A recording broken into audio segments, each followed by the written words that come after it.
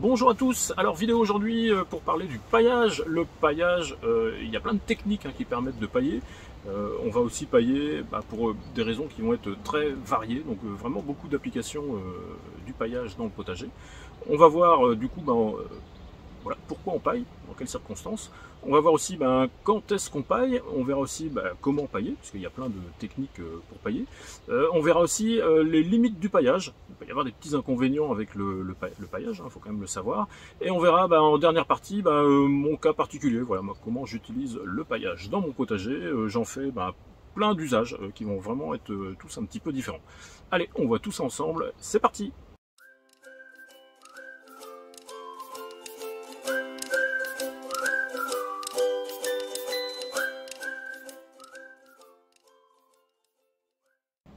Alors, on va commencer avec pourquoi utiliser le paillage. Alors, le paillage, c'est une technique qu'on utilise dans les potagers, qui est utilisée par les maraîchers, qui est aussi utilisée par le monde agricole, en plein champ. C'est une technique qui est très ancienne. Ça fait je crois d'aussi vieux que date l'agriculture et la culture. C'est quelque chose qui a toujours été utilisé.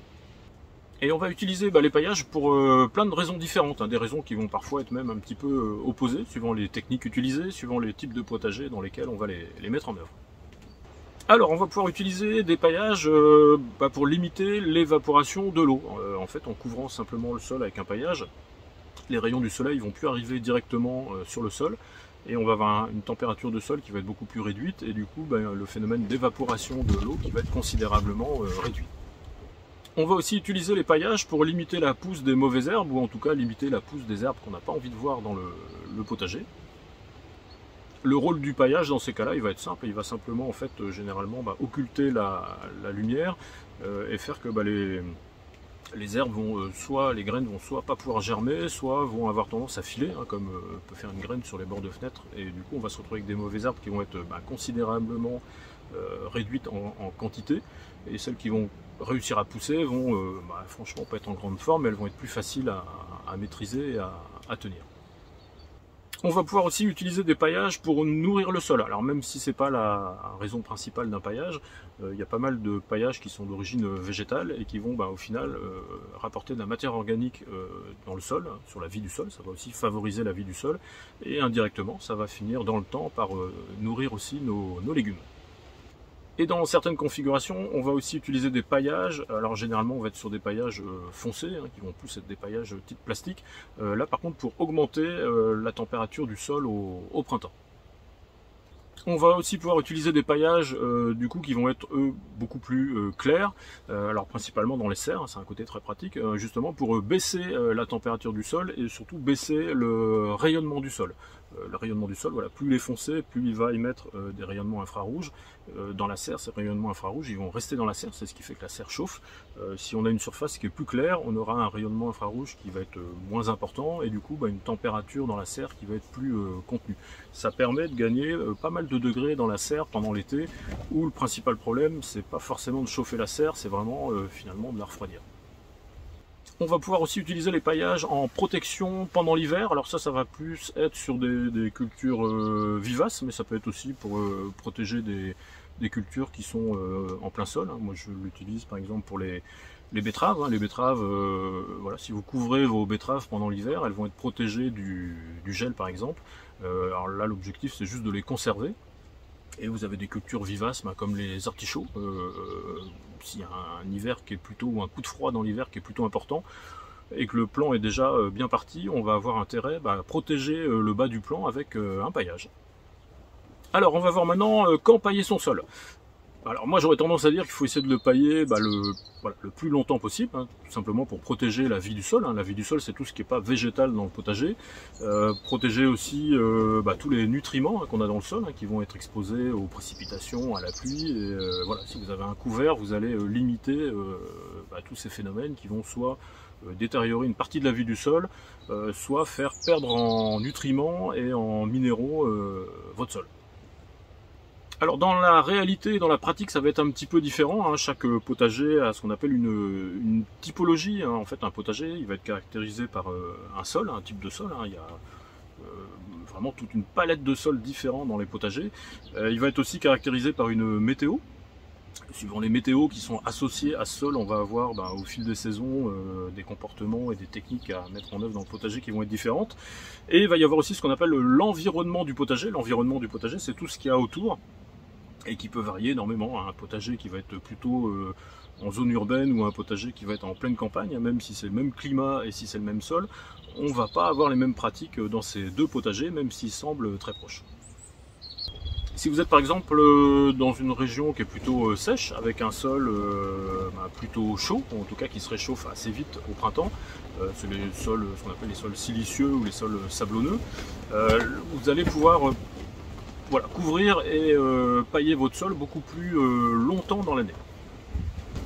Alors si par contre vous êtes avec un sol plutôt froid, dans une région plutôt humide, là on va se trouver avec des pratiques qui vont être un petit peu différentes et on va pas forcément pouvoir, pour plusieurs raisons, pailler son sol en permanence et les pratiques dans ces deux cas de figure qui sont un petit peu extrêmes vont être assez différentes par rapport au paillage.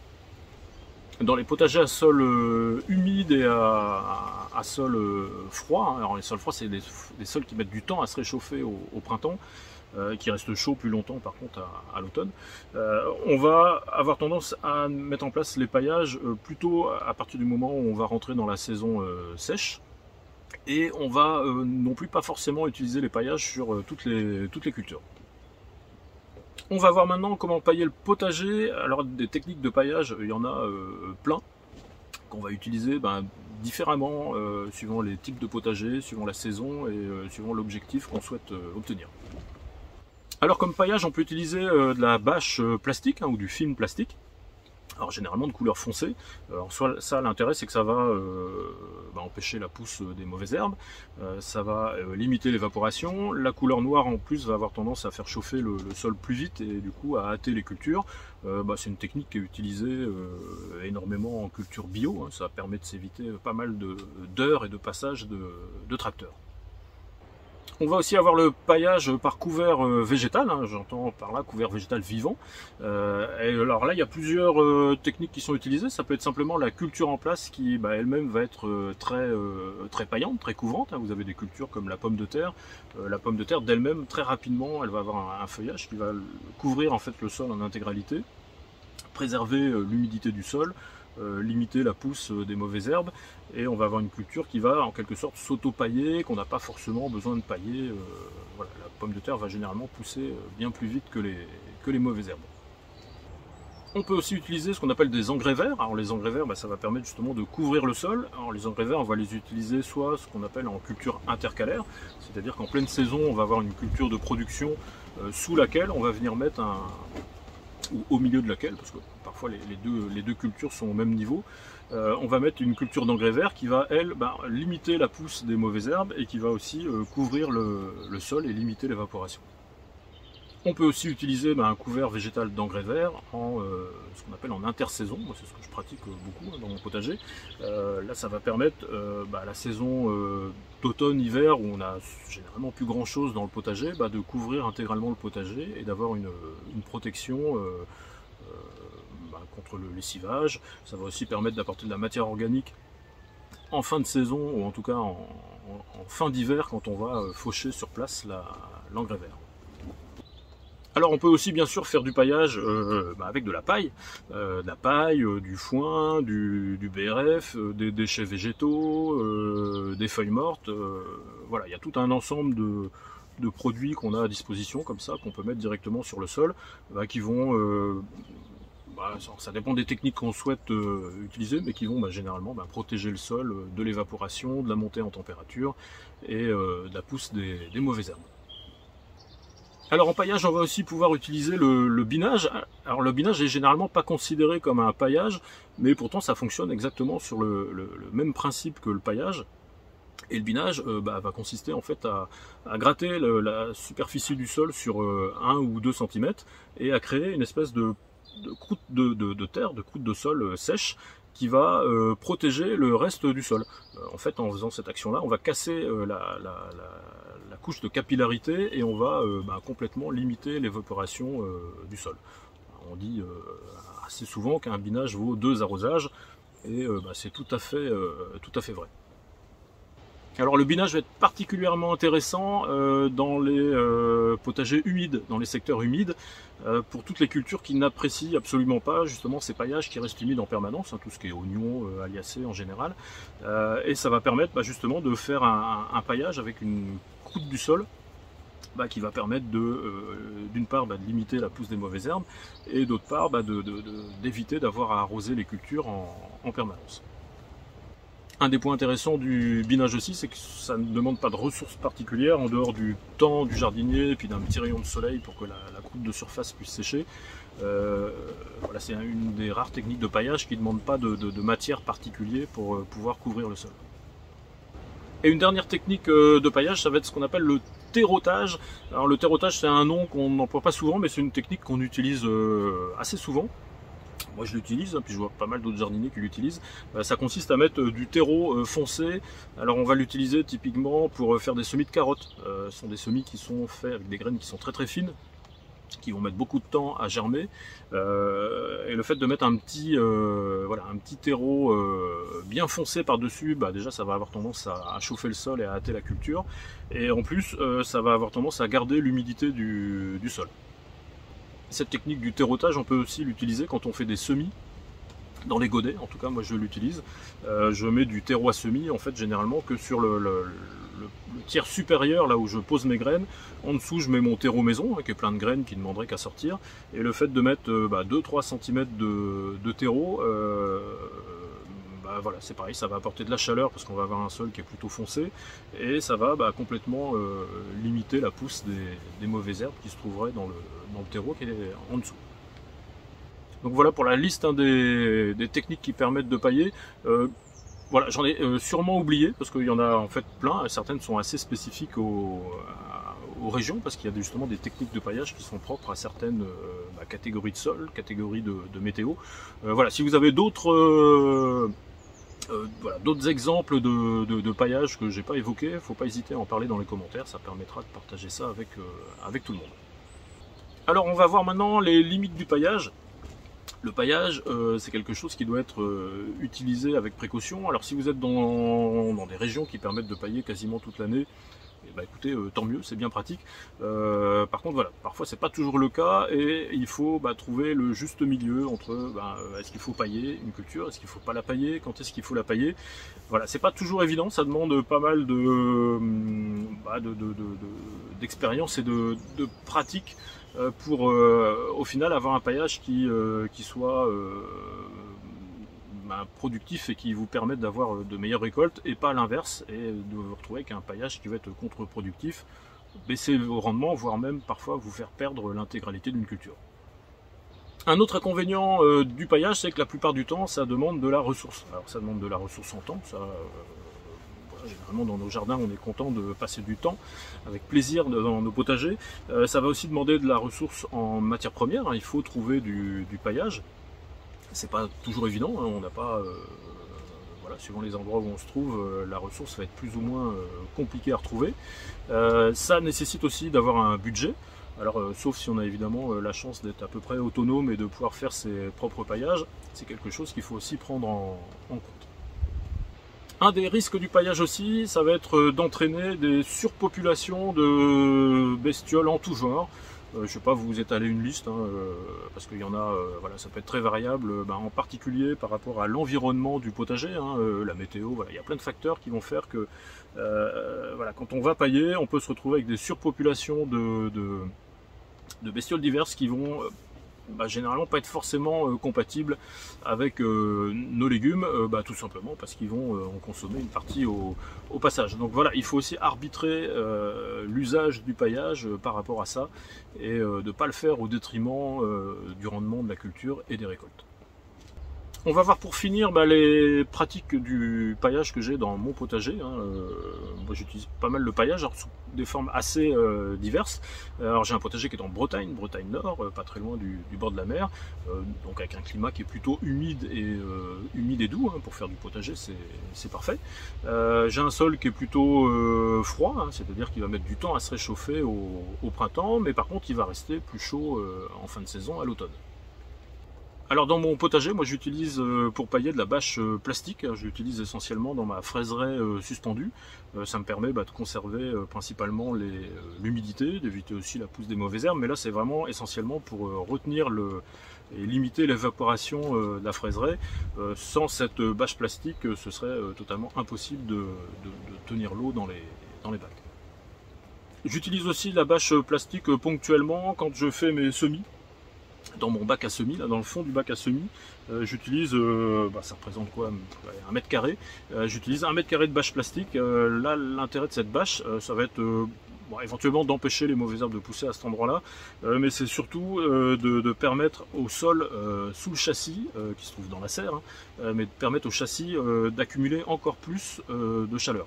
La chaleur va s'accumuler dans le sol au niveau du châssis, et en début de saison, quand on est vraiment encore en sortie d'hiver, printemps, ça permet au châssis pendant la nuit d'avoir un stock de chaleur et de restituer cette chaleur pendant la nuit, puis du coup de protéger les cultures, alors soit du gel, mais aussi d'apporter 2, 3, 4, 5 degrés de plus à la culture pendant la nuit. Alors j'ai aussi utilisé comme paillage les engrais verts. Moi les engrais verts c'est quelque chose que j'aime pas mal. Pour ceux qui suivent la chaîne, vous savez que c'est un petit peu mon truc. Je les utilise en couvert d'intersaison, donc principalement à l'automne et à l'hiver, mais je commence à les mettre en place généralement vers la fin du mois d'août pour les premières parcelles. Alors là l'intérêt des engrais verts, la liste est un petit peu longue, je vous renvoie à la rigueur, il y a sur des vidéos, une vidéo d'engrais verts, j'en ai fait plusieurs à ce sujet-là, qui vous donne tous les avantages justement de couvrir son sol pendant la période d'automne et la période d'hiver.